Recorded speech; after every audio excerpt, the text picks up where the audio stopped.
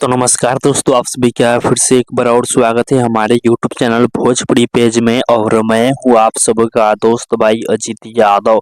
दोस्तों देखिए, खेसारी लाल यादव जी का बदनाम इंटरटेनमेंट के यूट्यूब चैनल से कल सुबह सुबह 11 बजे एक बहुत ही जबरदस्त सैड सॉन्ग आप लोग के बीच में आ रहा है।